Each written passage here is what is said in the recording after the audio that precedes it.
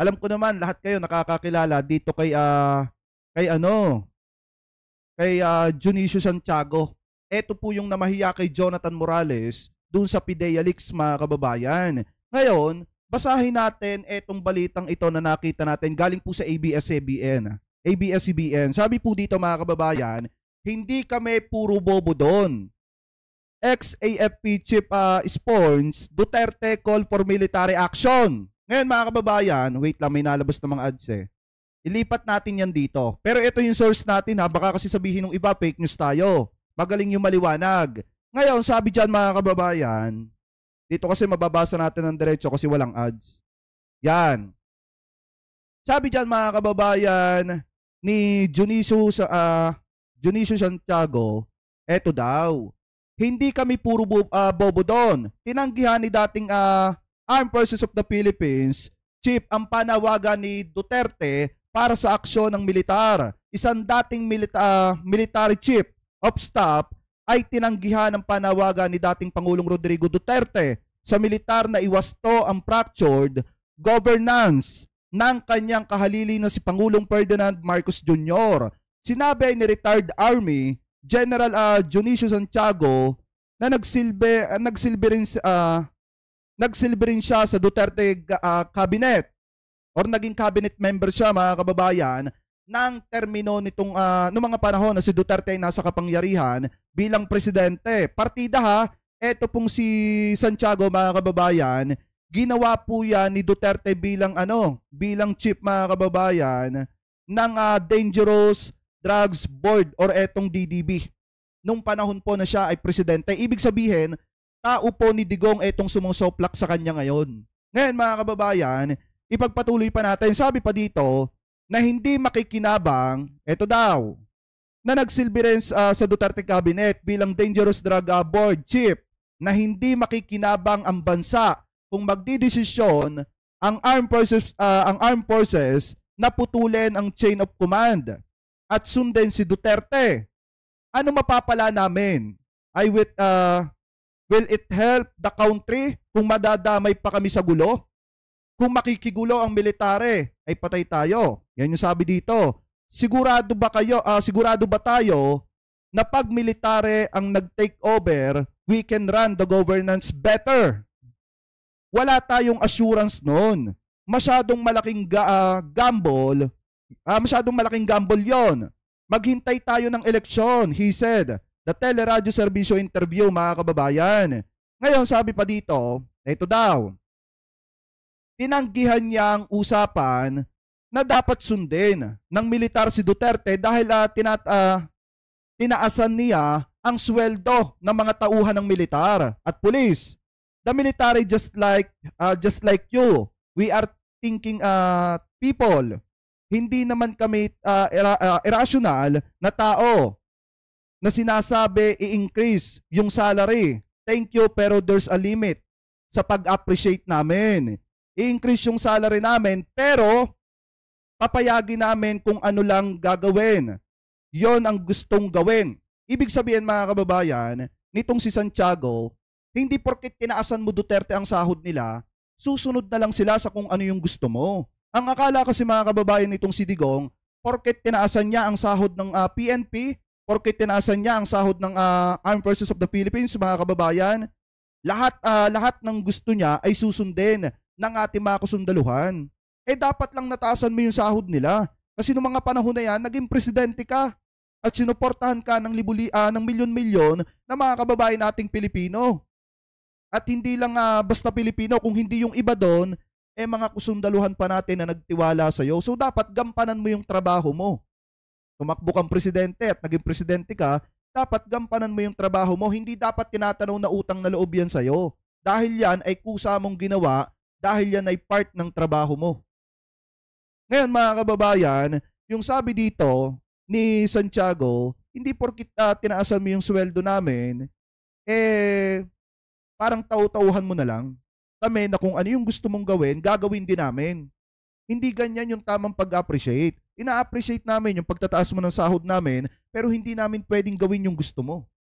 Ganun, mga kababayan, yung pinupunta nyo dito. At kung sakali makikialam pa sila magte-take over ng bansa Sa tingin nyo ba magiging maunlad ang Pilipinas, mga kababayan? Hindi, kasi kailangan pa rin natin ng magaling na leader na kayang patakbuhin ang Pilipinas.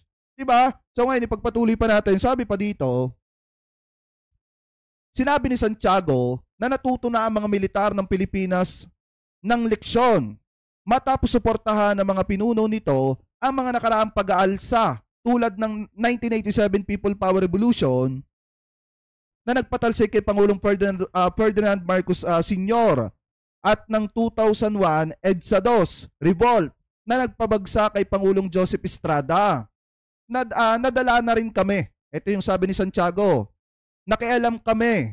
Anong nangyari sa bahay natin? May nangyari ba? O anong nangyari sa buhay natin? May nangyari ba?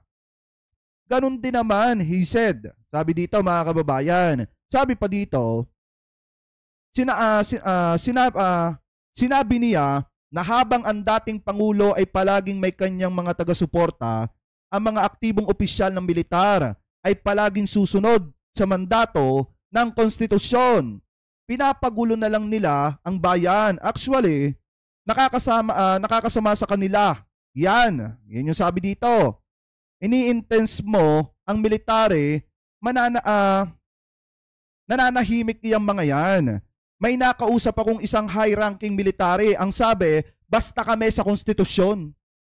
Yan yung sabi, mga kababayan, sa kabila ng panghihikayat at pagsasalita nitong si Duterte na wag nang suportahan etong si PBBM dahil adik po etong ating presidente. Kita nyo, mga kababayan, buti may katulad nitong na tao na katulad nitong si former general, mga kababayan, ng Armed Forces of the Philippines na nagsasalita ng ganito na na wag sundin yung gusto ni Digong. Partida, naging tao pa yan ni Duterte, ha, nung panahon, mga kababayan, na siya ay presidente. Ginawa pa yung member ng kanyang gabinete. 'Di ba? So ngayon, mga kababayan, sabi pa dito, basahin pa natin. Wala kayong magagawa sa military. Kapag sinabing constitutional mandate, ang susundin niyan is the commander-in-chief. Kung gusto mong sundan ka, mag-presidente ka ulit. Yan yung sabi, walang magagawa. Kahit anong panawagan mo, Digong, hindi ka susuportahan ng military. Dahil unang-una, hindi sila nagpakahirap sa mga training para maging isang military para lamang sundin yung gusto mong pabagsakin ng gobyerno. Nasa mandato nila, mga kababayan, ang sundin yung konstitusyon. At bilang sumusunod sila sa konstitusyon ng Pilipinas, talagang obligado silang sumunod sa commander-in-chief, mga kababayan. At yun ay ang presidente. Diba? Pakitama na lamang po ako kung ako po ay mali. So kung gusto ni Duterte na sundin siya, mag-presidente ka ulit. Diba, sabi pa dito, mga kababayan, in the end, what prevails to the military people is the common good, the greater good. Hindi kami pumasok sa serbisyo para magserbisyo ng personal interest, individual interest. Tinatanggihan din niya ang usapan tungkol sa loyalty check matapos ang panawagan ni Duterte at sinasabing kilala na ang mga loyalty ng mga opisyal tulad ni dating National Police Chief Ronald De La Rosa, mga kababayan. So sabi pa dito, mga kababayan, the military is thinking military. Hindi naman kami puro bobo doon. Yan yung sabi, mga kababayan, nitong si Sir Dionisio Santiago sa panghihikayat nitong si Duterte na magbitaw ng suporta kay PBBM ang ating mga military. Hindi naman nga sila naging militar para maging bobo. Mga kababayan, tandaan nyo po yan. At ngayon, kilala na naman natin kung sino talaga yung loyal dito kay Digong. Kung hindi, etong dating PNP chief na si Bato de la Rosa. Kasi nga, mga kababayan, yung interest ni Bato de la Rosa na andudo sa kanyang mga kaibigan katulad nitong si Duterte kasi tumatanaw siya ng utang na loob. Ngayon, maliwanag dito, mga kababayan, na ayon po sa dating army, dating military, mga kababayan, at hindi lang basta military, kung hindi nagkaroon ng mataas na posisyon sa military, talagang sinasabi niya na para sa kanya, mga kababayan, hindi sila nakikialam sa politika.